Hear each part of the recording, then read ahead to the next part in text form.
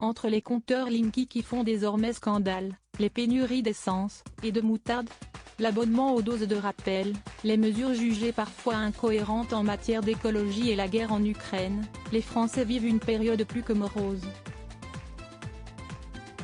À l'inverse de la plupart des célébrités qui restent souvent dans le mutisme lorsqu'il s'agit de dénoncer des injustices, Alexandra Lamy, fidèle à elle-même, n'a pas hésité à pousser un violent coup de gueule contre la justice française.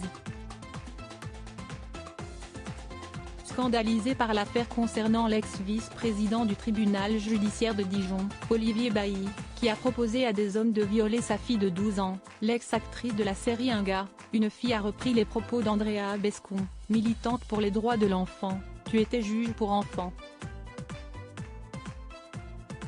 Tu as proposé à des hommes de violer ta fille de 12 ans sur des sites libertins. Tu as été condamné à 2 ans de prison, dont un ferme. Tu as fait appel car tu sais comment ça marche. Alors tu es rentré à la maison avec ton petit bracelet électronique. Si est-il cool d'être français et d'être un ancien magistrat Olivier Bailly ? 1% des violeurs sont condamnés en France. La maman de Chloé Joannès s'est ensuite également insurgée de la peine d'Olivier Bailly, rappelant par la même occasion des détails glaçants de l'enquête. Pour rappel, 1% des violeurs sont condamnés en France. PS, Bailly, le magistrat qui proposait à des hommes de violer sa fille de 12 ans sur un site échangiste a été condamné, mais finalement, il ne fera que du sursis. Voilà, on se crame pas entre collègues. Il écrivait sur le site, tu vas la forcer.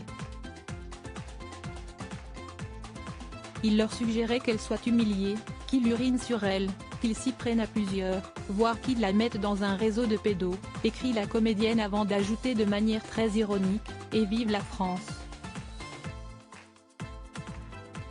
En fond de sa publication, l'actrice a affiché le visage du coupable.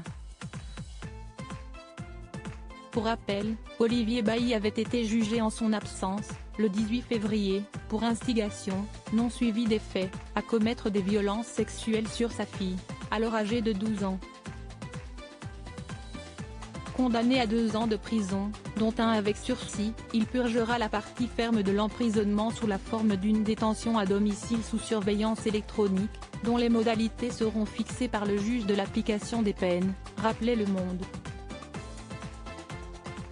5 000 € de dommages et intérêts. Interdit d'exercer une activité professionnelle ou bénévole impliquant un contact habituel avec des mineurs pendant 10 ans. Le magistrat, qui réside toujours au domicile familial, devra verser à sa fille 5 000 € de dommages et intérêts, concluait l'article.